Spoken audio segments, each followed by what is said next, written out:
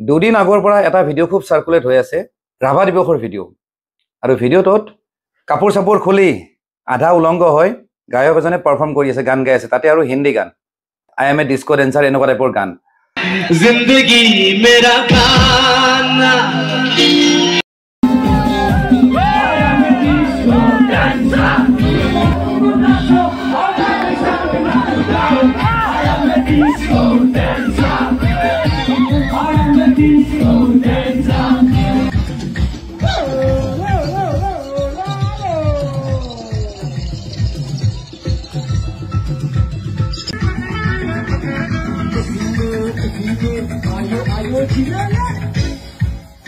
আৰু সেই ভিডিঅ'বিলাক যেতিয়া সামাজিক মাধ্যমত যেতিয়া দেখা পালে মানুহে খুব সমালোচনা কৰিছে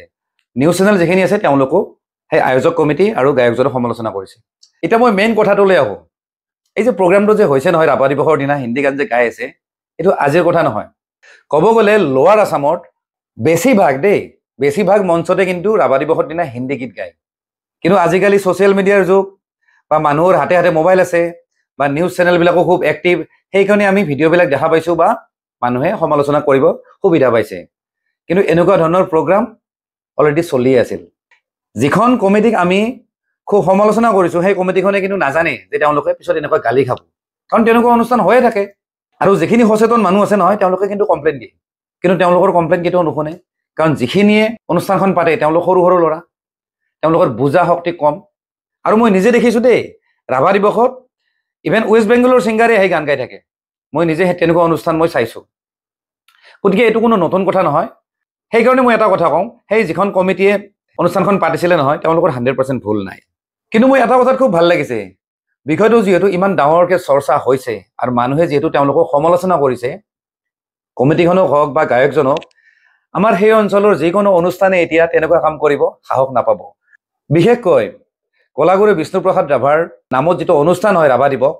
তাত যাতে নেক্সট টাইম এনেকুৱা বাহুৱালি নহয় গতিকে মানুহে এটা ভাল এটা মেছেজ পাই গ'ল সেইটো কাৰণে মোৰ ভাল লাগিছে আৰু এইখিনিতে এটা কথা কওঁ যিজন ছিংগাৰ আছিলে ফুকন বড়ো মই তেওঁক আগৰ পৰা চিনি পোৱা নাছিলোঁ কিন্তু শেহতীয়াকৈ মই গম পালোঁ যে তেওঁ বহুত জেগাত অনুষ্ঠান কৰে ক'ব গ'লে তেওঁ এজন প্ৰতিষ্ঠিত গায়ক তেওঁক মই এটা কথা ক'ব খোজোঁ ঠিক আছে আপোনাক ৰাইজে মাতিছে কিন্তু আপুনি ইমানখিনি সচেতন হৈ থকা দৰকাৰ যে অনুষ্ঠান এখনত বহুত মানুহে মদত খাই থাকে মানুহৰ নিচা হয়ে গতিকে তেওঁলোকে হয়তো ক'ব পাৰে আপোনাক যে আপুনি কাপোৰ খুলি দিয়ক আৰু আপুনি হয়তো ভাবিব পাৰে যে মই তেওঁলোকক সন্তুষ্ট কৰোঁ বা হয়তো কিবা খেলি মেলি হ'লে মোক পিছত পে'মেণ্ট নিদিব সেইকাৰণে হয়তো আপুনি কাপোৰ চাপোৰ খুলি দিছে কিন্তু এইটো কৰা একেবাৰে উচিত নহয় আৰু এজন সচেতন গায়ক হিচাপে আপোনাৰ এইখিনি জ্ঞান থকা উচিত যে ৰাভা দিৱসত কমচে কম এনেকুৱা ধৰণৰ বহুৱালি কৰা গান গাব একেবাৰে নাপায় ঠিক আছে গান গাবৰ মন আছে অসমীয়া গান গাওক ঠিক আছে আপুনি গোটেইখিনি গান আপুনি ৰাভা সংগীত নাগায় আপুনি বেলেগ গান গাওক ভাল ভাল গান ঢেৰ আছে ভূপেন হাজৰিকাদেৱৰ গান গাওক খগেন মহন্তদেৱৰ গান গাওক আৰু ঢেৰ গান আছে জিতুলদাৰ গান গাওক জুবিনদাৰ গান গাওক কিন্তু জিলেলে type disco dancer type Hindi গান গাব লগা কি আছে আপুনি শুনক কাপোৰ যে খুলিছে নহয় আপুনি আধা কাপোৰ খোলা নাই আপুনি কিন্তু পুৰা লেংটা হৈছে এইখিনি আপুনি জনা উচিত আৰু ফুকন বড়োক মই এটা কথা ক'ব খোজোঁ আপুনি যিজন বড়ো এজন ট্ৰাইবেল ক'ব গ'লে বড়ো জনজাতিটো খাটি অসমীয়া যিটো ভূমিপুত্ৰ বুলি কয় গতিকে আপুনি এজন ট্ৰাইবেল হয় আন এজন ট্ৰাইবেলক কি ধৰণে সন্মান দিব লাগে সেইখিনি জনা উচিত যিহেতু পিছফালে ফটো এখন লাগি আছে বিষ্ণু ৰাভাদেৱৰ ৰাভা দিৱস বুলি লিখা আছে গতিকে আপুনি বাহুল্যামী গান গোৱাটো উচিত নহয় আৰু এই ভিডিঅ'টো প্ৰস্তুত কৰাৰ মোৰ উদ্দেশ্য এটাই যে নেক্সট টাইম যাতে কোনো গায়কে ৰাভা দিৱসৰ নিচিনা অনুষ্ঠানত যাতে এনেকুৱা ধৰণৰ বহুৱালি নকৰে কোনো আয়োজক কমিটিয়ে ৰাভা দিৱসৰ নিচিনা অনুষ্ঠানত যাতে এনেকুৱা ধৰণৰ বাহুল্যামী কৰিব নিদিয়ে কোনো গায়কক আৰু আয়োজকসকলক মই এটা কথা অনুৰোধ জনাওঁ